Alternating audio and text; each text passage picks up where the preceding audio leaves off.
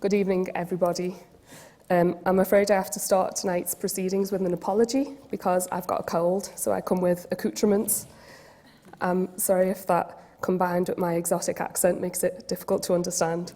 However, I'm Claire Devani. I'm a Fellow and Associate of the RSA. It's my very great pleasure to welcome you here this evening for our special event, which is the Bicentennial Medal presentation and lecture. Before we begin, just a quick reminder that we are recording tonight's event, so please could you switch your phones to silent.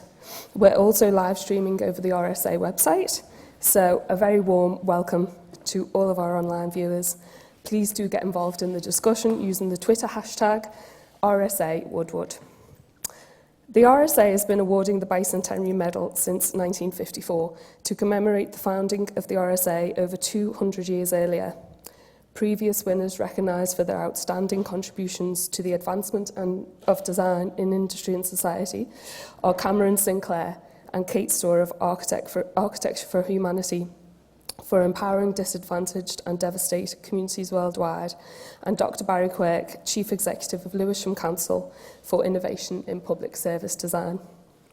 The Bicentennial Medal is awarded to a person who has made an outstanding contribution through the use of design to increase the resourcefulness of people and communities. Susan Woodward OBE, or RSU as we call her, founding director of the SHARP project and the Space project, is awarded the 2014 medal, and it's my very great honour and privilege to welcome her to the RSA this evening for this presentation event. A round of applause please for Sue.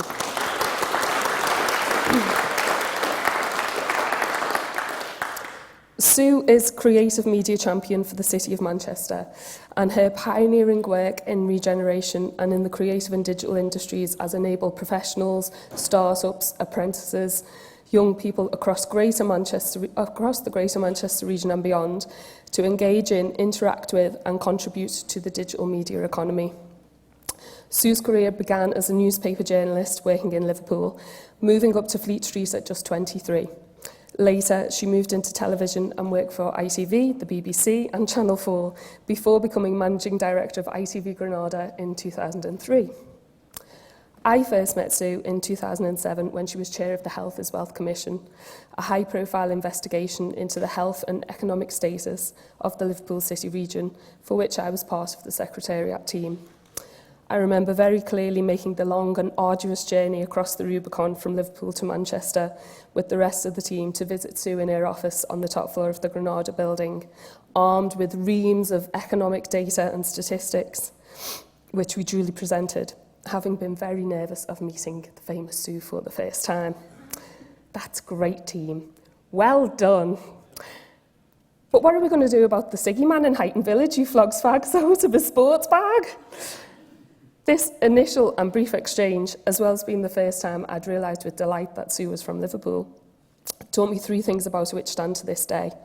First, that she always looks for the human story, perhaps a journalistic instinct. But she's absolutely about people, individuals, communities, and has a wonderful sense and empathy for how things will impact on people's lives. Second, that she has an insatiable thirst for knowledge. Our reams of stat that day just weren't enough for Sue, and even now when I see her really animated, it's because she's found some new way of doing something, or an innovation, or a news story, or fascinating fact that she wants to share with me. Third, and most importantly, I think, there is absolutely no room with Sue for what our American cousins might call BS.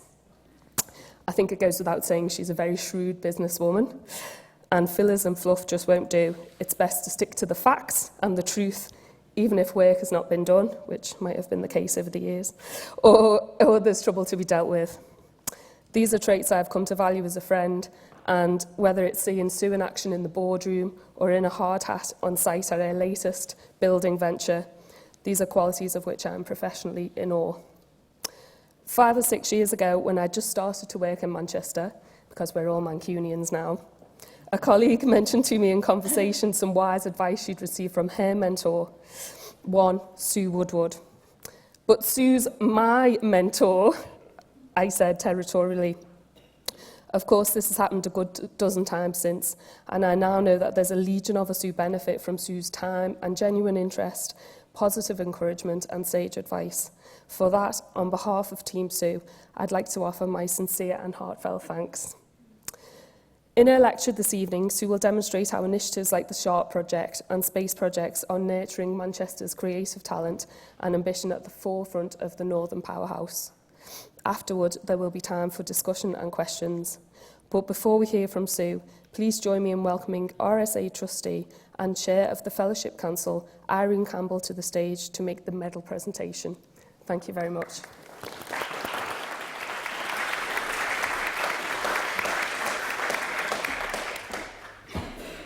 Good evening, everybody. Can you hear me? Because I don't actually have a microphone, so I've got to talk into this one. So I feel very privileged to have been asked to present the medal to Susan this evening. Susan, it gives me great pleasure to present you with the 2014 Bicentennial Medal for using design to transform the creative economy and build more resilient communities. In addition, I'm delighted to be able to offer you, I'm just trying to find it, no, found it, honorary life membership of the RSA, which I think is a real honour, and I do envy you that. And I'm really, really looking forward to hearing your presentation this evening. So, Susan, here you are.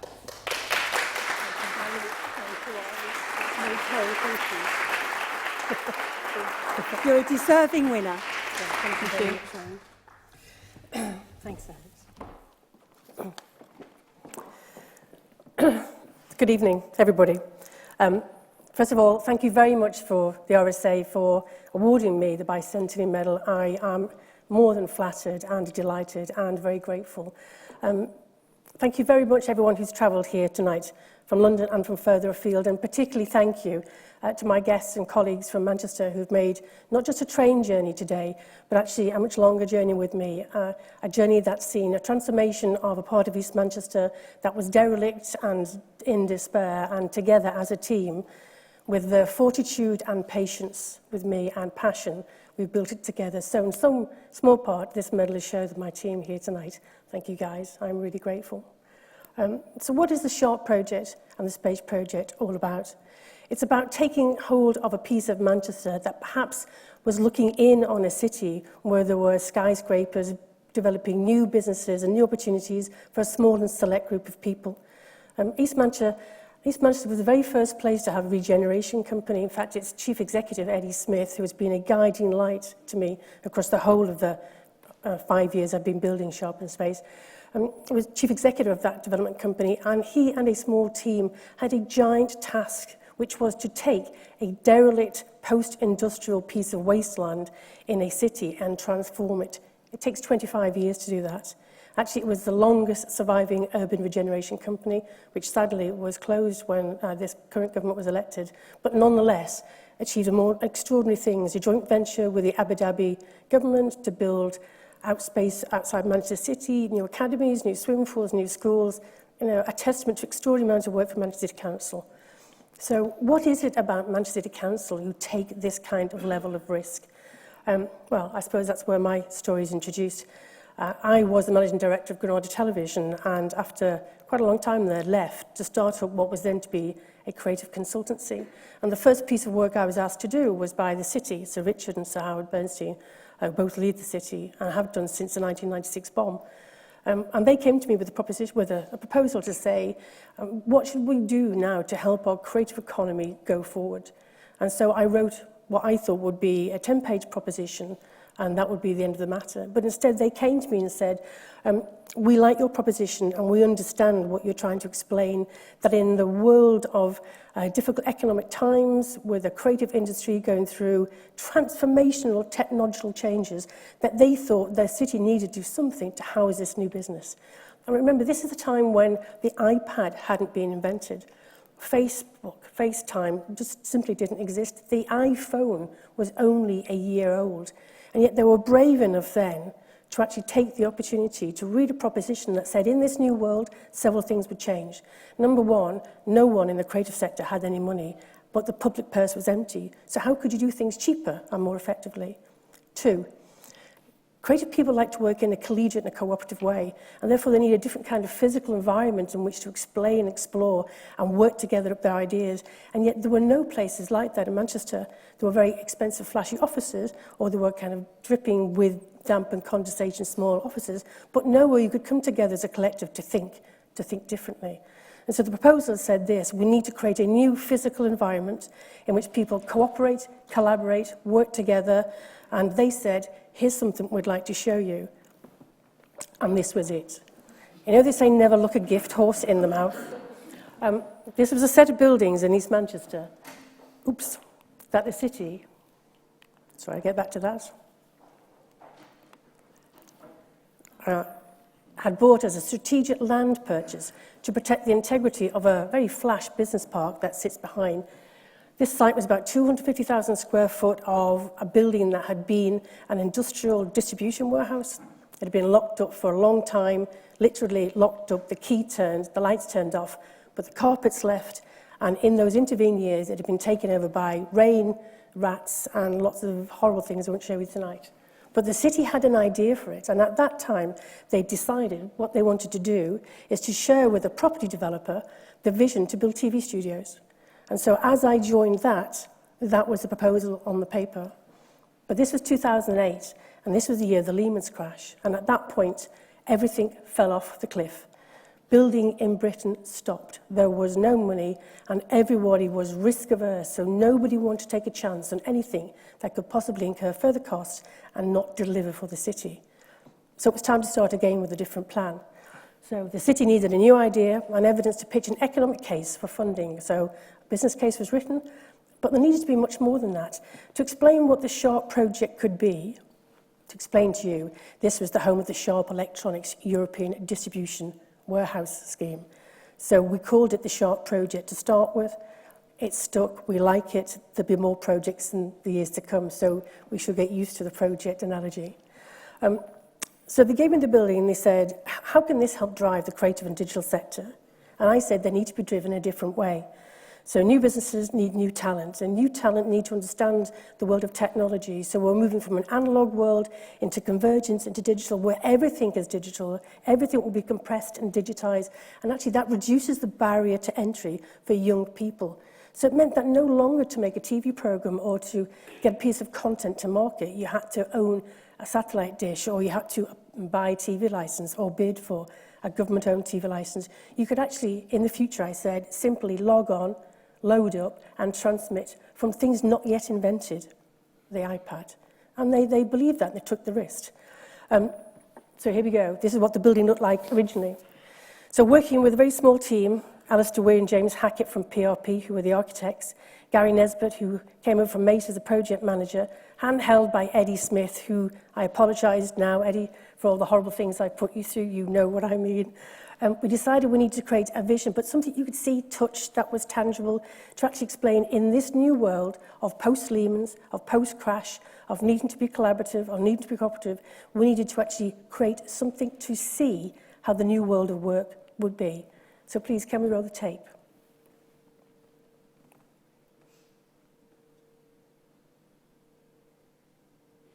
With the sound.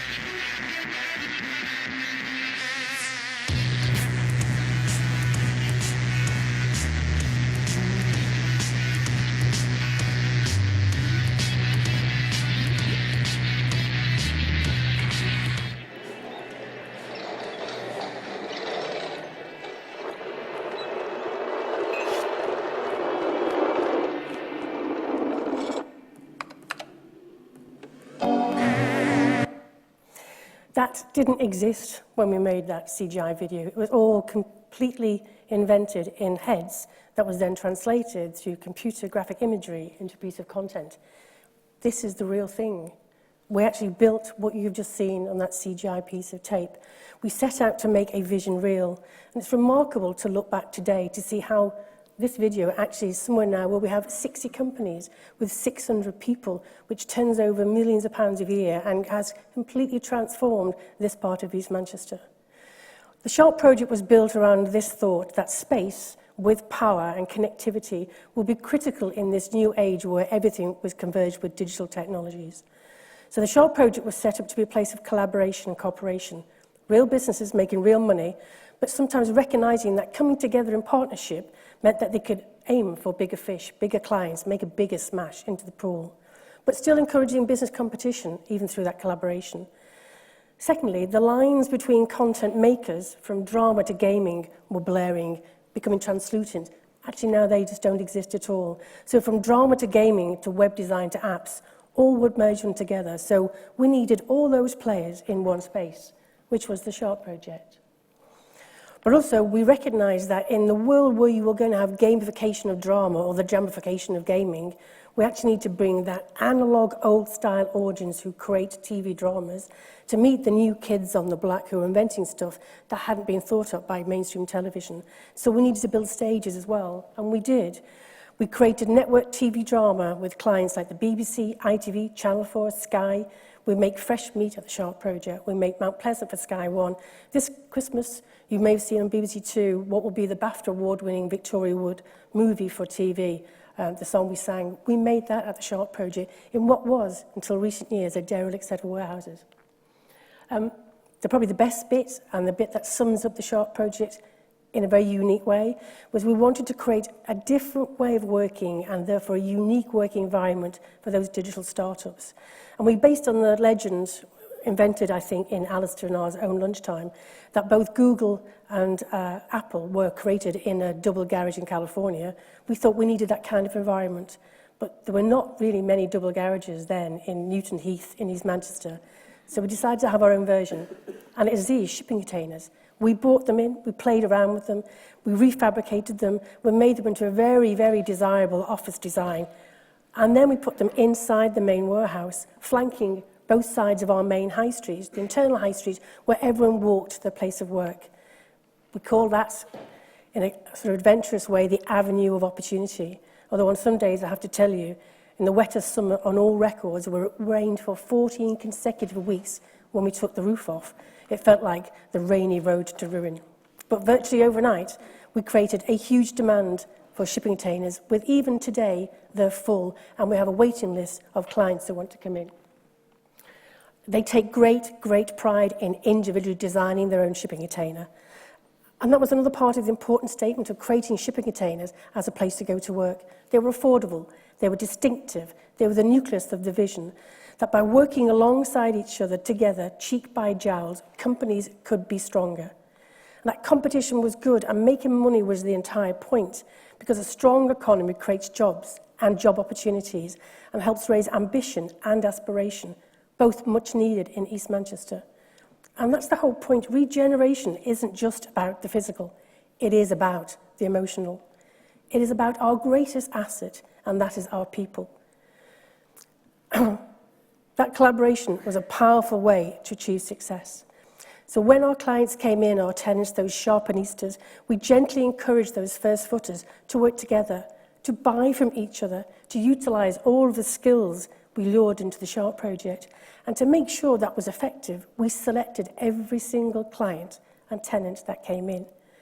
And we actually had to create a phrase to measure, would they fit into our ethos? Would they actually be able to share and collaborate with their neighbour next door?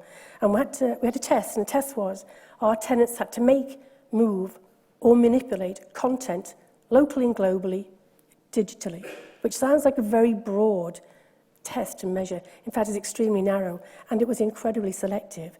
So when we brought our tenants in, we actually made sure there'd be somebody in the building that they could benefit in a business way by collaboration with, and vice versa. It sounds easy now, but actually in an economic downturn, to turn away tenants who were prepared to pay rent because you don't believe they will fit and help develop the philosophy was a very risky stage of the business. It's big business in Manchester. Our creative industries are thriving. We employ over 70,000 people across 6,000 businesses, with conservative estimates predicting a further 11,000 jobs created by 2020. 10,000 students studying over 300 media and digital courses. We have 300 new companies in this sector forming each year. There's £3.5 billion investment in the sector. Sharp and Space are a small part of that. And the total gross value added in this region, in this sector, is estimated to be £1.64 billion. We are big business. We are not fluffy heads. Creative and digital makes jobs that are sustainable, worthwhile, with good salaries, and we export knowledge. We are a great industry for UK PLC. But it is more. It's more than that. It's about creating communities of interest that turn all that dry data into exciting and dynamic businesses. So creating the environment for them to flourish, letting them bring the dog to work. That, by the way, is Bella, the dog, who belongs to one of our tenants, Project Simply. She's next to the cast of Fresh Meat, and they all hang out together on the campus, which gives you a flavour of what life is like at the Sharp Project. It's not just making money, it's about building that community who create businesses that are successful, who employ people, who bring more people in, and that generates money in the economy, and you can have fun while you're doing it. So this is what our building looks like now. The Winter Garden, where we actually ran out of money and converted it later, which I'll talk about in a minute. That was where we used to hold all our events before we developed out our central campus. Important for us to encourage and create that event because that's where our neighbours and clients meet each other, and that's where they develop that internal trading market, and that's where they buy from each other, and that's how the building itself becomes its own mini world of commerce. So within a year of fully opening, an independent economic impact study had to be commissioned because in part we were funded by European money. That independent report showed that despite that recession, 92% of our tenants experienced increased turnover, 89% had increased their productivity, and 85% had developed new products and services since arriving at the Sharp Project. 75% of the tenants in the survey had created new jobs, and we, as a collective, had added £21.4 million to the regional economy. The project cost just over £10 million to build. There are now 600 people working there, employing other people, paying rent, paying tax, driving forward the Manchester agenda. And these are just some of our clients' list, all mashed up together, those hardcore techie geeks, but kind of high-end profile actors you will see every day on network TV. And all this is part of the magical DNA that happens at the Sharp Project.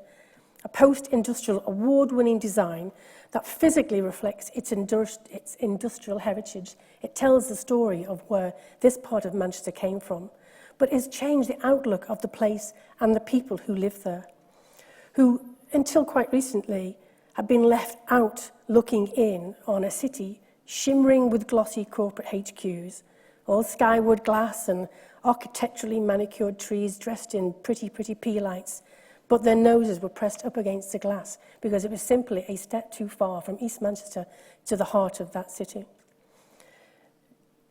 That means that young people who live in East Manchester don't feel part of that resurgence and regeneration at the heart of the city.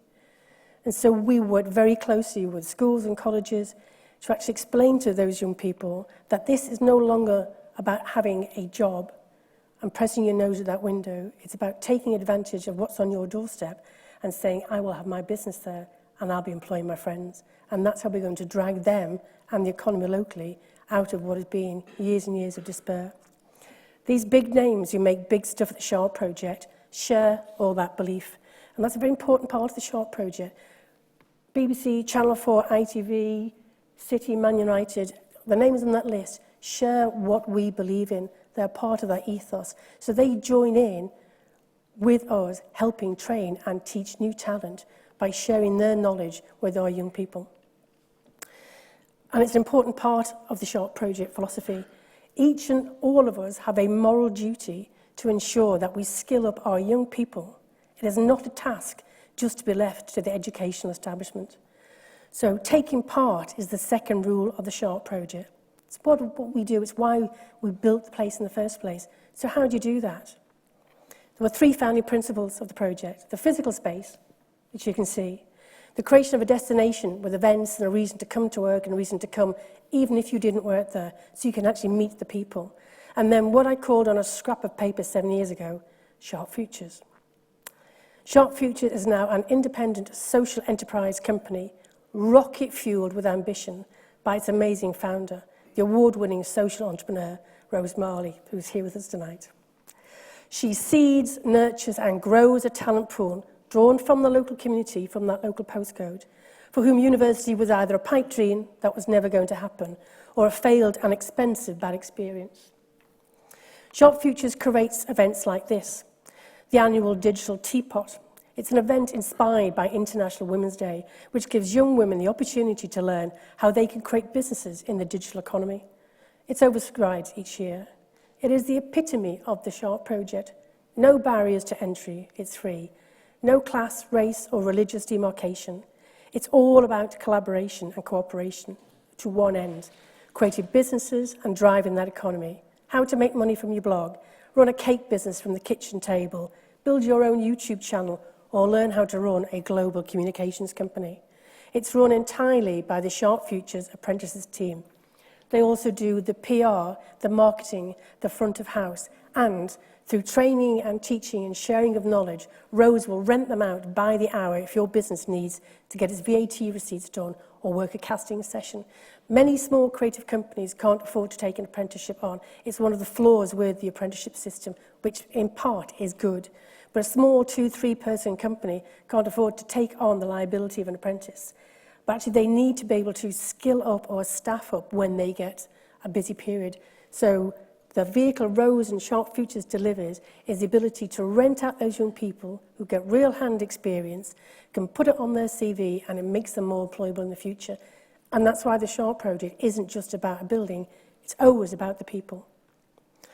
So this is our campus, where we play, work, network, swap ideas, sell our wares, imagine, learn, all in one place. More stuff. This is the UK's biggest coder dojo, where kids as young as 8 learn how to code. Every month it's oversubscribed.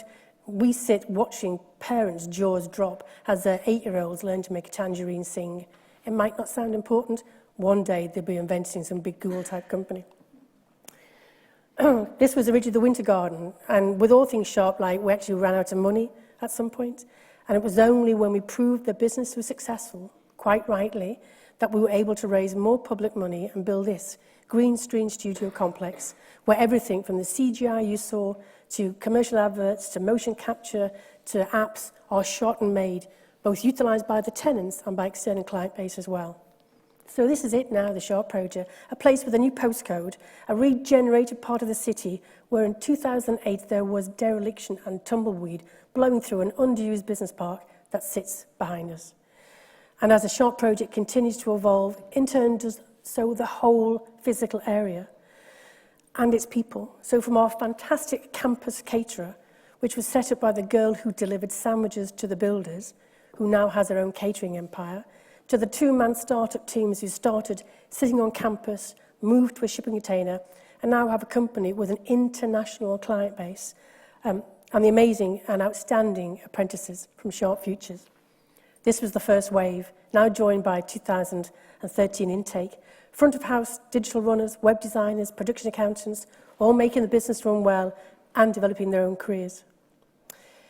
We have many visitors at the Sharp project, from as far afield as India and Australia and China and Russia and Mexico, and in particular, an awful lot of property developers in the first years who were intrigued by the Sharp project.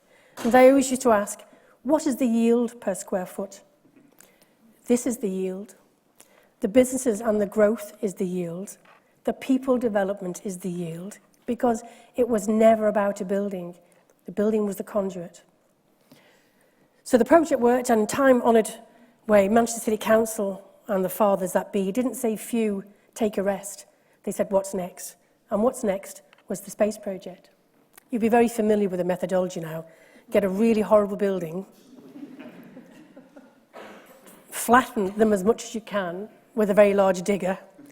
you as a very good architect and team, don't hope that they will come just because you've built them.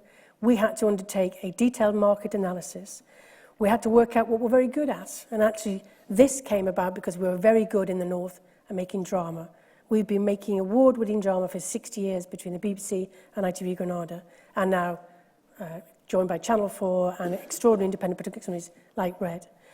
So we learnt what we were good at, and we set out to build the UK's freshest, newest drama production centre that was absolutely built from the perspective of the end user, but was also affordable, because no matter what you read, TV will always claim they have no money. So starting in spring 2013, with a very robust business case, we designed, demolished, dug through mud to create the Space Project, Manchester's own homegrown production stage hub. A shared vision, and this time, fortunately, a very dry summer. And there it is now, home to TV's top dramas, with construction space for sets, dressing rooms for cast, a canteen campus run by the amazing Amanda, and again a team of apprentices ready to meet and greet. 5 large stages, vast spaces inside a magic box, making magical TV. And out of that box, coming soon to your small box, a new BBC children's drama, a comedy cop show for Channel 4, an ITV appointment to view thriller, and a TV ad with not 1 but 2 camels because they needed a stunt. So there we go.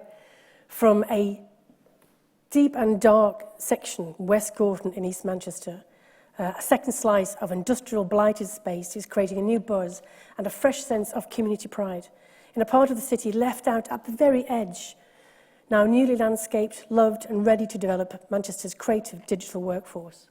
It is a physical new fixture on the Manchester skyline, a new way for a neighbourhood that isn't looking outside, looking in a Willy Wonka world way, but the people there are part of the growth and delivery and will share in the success, leading to that which I touched on earlier. This is a new horizon for Manchester and a new vision for the North, with Manchester at its helm, recognising that all of our citizens have potential, and therefore we are all determined that no one will be left behind in the gold rush to chase those new jobs. We want to deliver that Northern Powerhouse that will even out the economic imbalance inherent in the UK system for decades. So we intend to invest in the new sunrise industries that will achieve this and create those new jobs, leading in the fields of science and technology and creativity. And that is the point of the projects like Sharp and Space, to fuel ambition, to develop talent, to help create that new York. That is the yield. Thank you.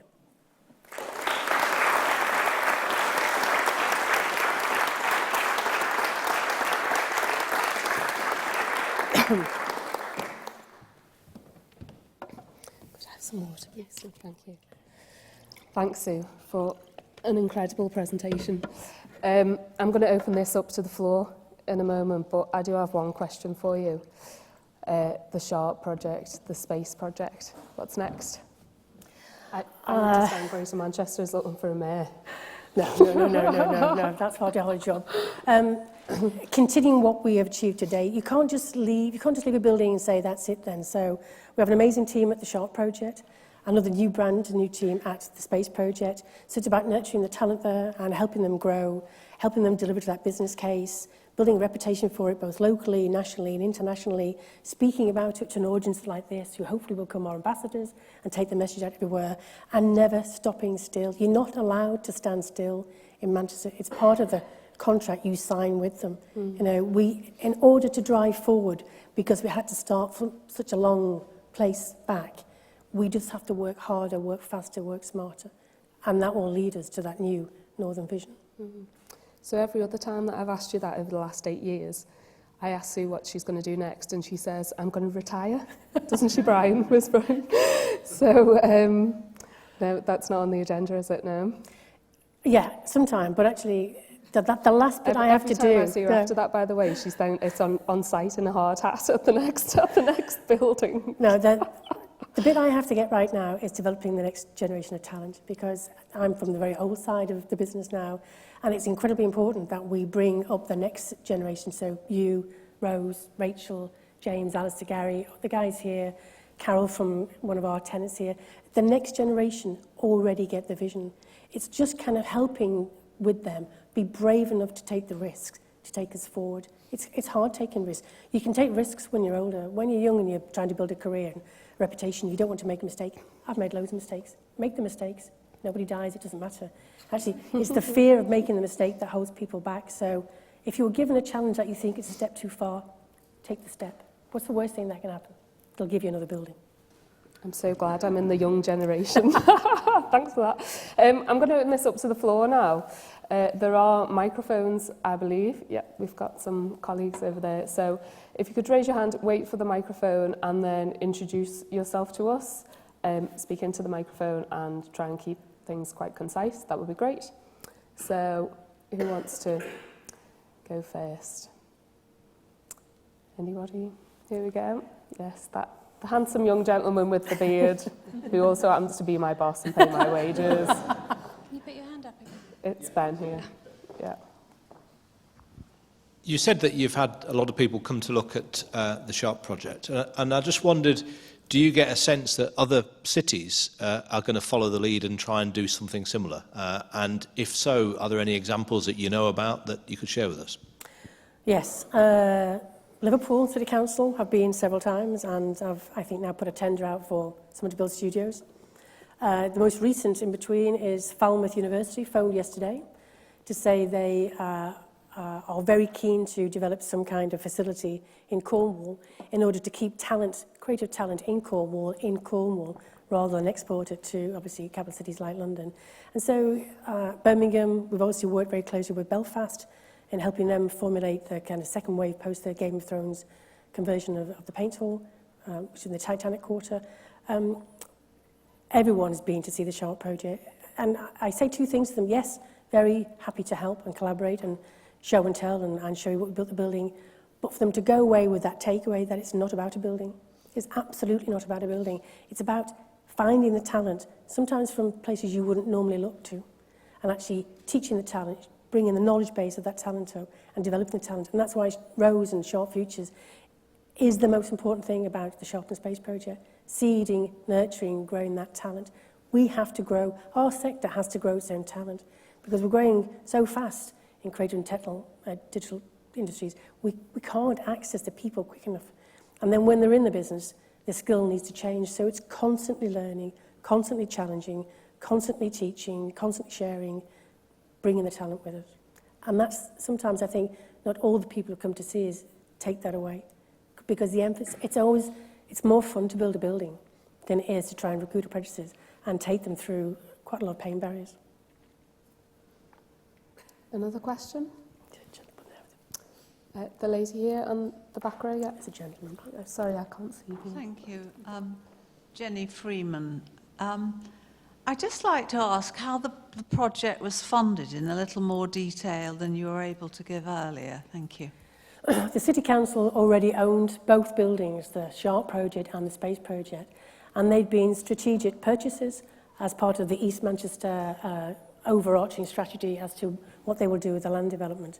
But again, in a recession, there was no money to develop them out, so no property development companies wanted to come in a joint venture to do anything with the sites. So they were left, locked up and left, sort of safe kept for a rainy day. And so when I was involved in the Sharp project, there was a building, very little budget.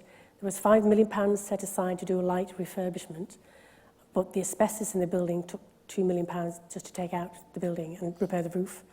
And so then we had to create a business case for the European Regional Development Fund, which Gary over there aided and abled magnificently. And we had to do a really, really, really tough business case that had to be tested. So there was a market analysis as to what's the demand, what would we do with the building, how long would it take, how much money would, We also had to agree to create job outputs, which we smashed in the first year, our job outputs. And so all that cocktail came together with the city, ERDF, I think was £10.46 million. And as I said, the GVA, after 18 months, I think, the report was 21.4 million. So pretty good investment. Eddie never really gives me enough money. Do you do personal finances as well? No, So? sadly not. No. Now, there was a gentleman around here, did you say? Sorry, yeah, this gentleman here, please. I can't see you past the lectern, sorry. You mentioned the Northern Powerhouse, which is a very interesting moment at the moment for the North, and there's lots of stuff being talked about it. What would you think are the more elusive things that they could do, apart from just the obvious things like transport, to link up, like Liverpool and Manchester and Leeds? Because that's the problem with the North compared to London. London is a global city. It has, but if those three cities could link up in ways, and maybe you probably have a lot of knowledge of the more elusive things that you could do to actually bring those together and make it drive it more forward, if that makes sense. Yeah. The Northern Powerhouse isn't just about the transport infrastructure, although that's incredibly important because it will create jobs in construction, that will bring money to the economy. So, yes, that's good. And that's mostly what you tend to read in newspapers. But the biggest prize in the devolution of budget and responsibility to Greater Manchester is the skills budget. Billions and billions of pounds in money to be spent on skills. Because, strange though it may seem, to date, the skills agenda has been driven for the North by London, who actually look from a very London narrow perspective on what the skill is required in the South East and not the North. We have different demands in the North. We're the place that has developed out graphene as a new applied material, for which the Chancellor's given the city a great deal of money. But we have all those hundreds and hundreds of opportunities for jobs in the creative and digital. We are brilliant at life sciences. We have an amazing array of clever scientists in our universities. So we absolutely know the kind of skill sets we will need going forward. But I refer back to the earlier point, these will be graduates coming out of universities and postgrads who've got bioscience and applied materials degrees, and that's great, and we want to keep them and retain them. So we need to create those industries to retain that talent. But at the same time, we absolutely have to recognise there's a great swathe of Indigenous Mancunians, Northerners, who didn't and won't go to university, and we have to upskill them quickly in order to make sure we can attract the businesses that will require those skills. And one of the easy, quick wins is coding. In Estonia, they teach kids coding at 7 years old. Why can't we have a Manchester education curriculum and do that? So it's not just about transport, it's about being masters of our own destiny, having an intimate understanding of what we need to do to drive our economy forward. Another question? Hands up. Yeah, this gentleman here, please. He's in the third row. Hello, Julian Lindley, University of Hertfordshire. Very interesting talk, and it appears that one of the key things which we can learn is what you've done is, if I get it right, is to blur the boundaries of what business is, in that it's not about space, it's not about people, it's not about boundaries between one company and another, it's about sharing. And maybe, I'd be interested in your opinion, but maybe the next step is to put that out to the business world, which appears under traditional paradigms of way they operate are having trouble, and yet your model is very dynamic and it's very successful. So maybe the next move is to explain and explore with people like the CBI and business schools. I'd be interested in your views. Thank you. I always knew what I wanted to do with the businesses inside the Sharp project. I knew that before we really knew what to do with the building. And it was based on the premise that I've worked in the creative industries for 30 more years, and no one's ever had any money. So when there was a great change to put production companies into the independent sector, yes, some became very, very rich, but most just failed. Because generally creative people aren't that great at running businesses. Not because they haven't got business skills, but they just haven't got time to be running the business when they're trying to write a pitch, get on a train in London, go and see a commissioning editor, go back, look after the kids, find a place to rent. It's really hard running a small business. It's really, really difficult. So how could you make running a small business easier? How could you make the money go further? And I absolutely believe then, and still completely believe, that it's better to knock on your neighbours next door and say, can I borrow your edit suite, than go buy one that sits in a dusty corner till you get a commission. So the whole emphasis was collaborate with your next door neighbour to borrow equipment, borrow a suit to go and see the bank manager, learn from what they do, share an accountant, share a researcher, share a team, share a car, share anything that actually reduces your cost base in order for your business to prosper. And that's a good business maxim for anybody, isn't it? Why spend a lot of money on stuff you're not going to use when you can borrow it from the guy next door? And people scoffed at that idea because people thought everyone would be very protective of their own bit of business in a kind of I'm not letting you see my homework way. And in fact, it was completely the opposite. Everybody was incredibly picking and selecting who came in was probably partly a result of that. Everyone was incredibly happy to collaborate. And so now we have collaborative events on the campus that Rose and the apprentices team are on, and people pile in and share their knowledge. We also did some very clever things that Rose does, which is if we have someone, a big business, like for instance the NHS, which happens to be one of our clients, come to us through case study and say, we would like to build an app that helps people who now have their own budget to buy the health provision to develop what very specific needs they need. But they have to fill this complicated form in, and it's beyond them. So can your clever tenants invent something? So through Sharp Futures, Rose then puts out a tender to all of the tenants. Their tenants picture it. There's a beauty parade. The client picks it. Rose and the team manage that process. And actually, the NHS got a brand new app. They were able to pick from a myriad of very clever, talented young people, and people who now have their own budget, use an app on an iPad, which they can actually speak into to explain what their needs are. So that's a big, huge organisation, the NHS, coming to a very small part of East Manchester, to a team run by apprentices, to a tenant base who live in a shipping container, who've helped actually solve a big corporate problem. So yes, I agree. Time for just one or two more.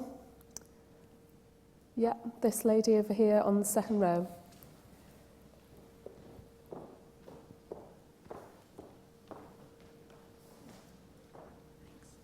Hello, my name's Patricia Seeks. You spoke a little bit about risk, and whilst this looks amazing now, I'm guessing it was quite scary at certain points. And I wondered if you could talk a bit about what you thought the risks were and what kept you awake at night apart from rain. I think you can tell which of the audience members were involved in the Sharp project, because this is Eddie Smith, who is the head of regeneration at that time. So, I lost lots of sleep about it. I mean, my family will testament to that. I was never really worried about it failing, ever, actually. But I was the only one that never really thought it would fail. Look at my team on the back row. We've got an economic think tank in Manchester, and the boss, the chief executive, that came to see the building when we're in the building mode. We're just finishing it. And he'd been very sceptical of the whole project, as in fact a lot of people were very sceptical about it. And he came and he said, "This is amazing." He said, "How did you know it was going to be a success?" And you go, "Well, I didn't. I just hoped." So, because if you defer back to your fear base, you'll never do anything. You'll never go forward. So, but then you take very practical steps, don't you? You have a great architect. You have a really good project manager. You keep a very tight control of the budget. You keep a tight control of the contractors and the builders. You do a very good, robust business case, and you test it and test and test again. And you do a great part of market analysis, and then you get out and you sell it. You sell it so that you know the day you open the doors, you will have clients coming in. And we did a very strange and, again, risky thing at the Sharp project, and again at Space. Normally when you sell out space, you would go to an estate management company or a property development company, and you would put an advert on the website, and they produce a glossy brochure, and they bring people to see it, and there'd be, property estate magazines we didn't do any of that, because A, that's very costly, and B, it was utterly the wrong message about the Sharp project. So we did it all by social media, all by being on stage talking, all by networking, all by Twitter feeds, by Facebook.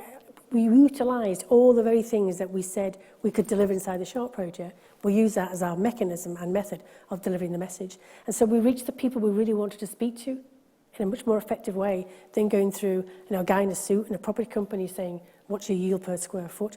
Which if you say that to a creative company, you may as well talk Serbo-Croat. They have no idea what you're talking about at all. So, yes, it was very risky. It was probably more risky for the city, and I was very, very, very fortunate to have a great team and to have an enormous amount of political support from both Sir Richard Leese, the leader of the City Council, and Sir Howard Bernstein, the Chief Executive, who are just visionary leaders. They just are extraordinary visionary people who have rebuilt the city since the IRA blew it up in 1996, and then went to the Olympic Games and got the Commonwealth Games, and then they employed people like Eddie, who's now Director of Strategy, who just go for the bigger picture. It's not just about can I get a Marks and Spencer's to come, and build a shop on this corner? It's actually about how can I work in a collaboration with New York, and let's bring the mayor over for tea. And that happens all the time in Manchester. It's just normal day-to-day stuff, which is why they never let you sit on your laurels, because it's like a kind of Faustian pact with the devil, Manchester. Once you make it, there's no going back. One quick one before we leave. Yeah, this lady here on the front row. It was very quick. Just wait for the microphone, please. Sorry. Thank you. Eleanor Wilson, how did you get the money to get a team together? Or did you build a building first and work from there? Gosh, that's such a hard question, because I still haven't worked out how we did it, which is part of the problem. How did you pay the team?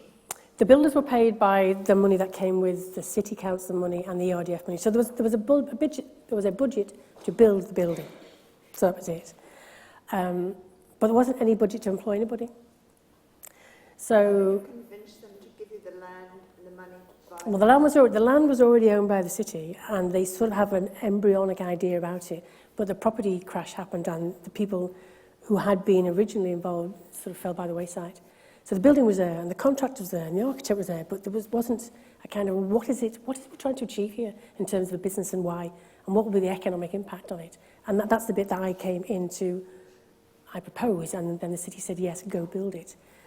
But I mean, I'll tell you, a short answer to that very difficult question. Rose Marley, I met because we both used to know Anthony Wilson, who was a legendary luminary in Manchester.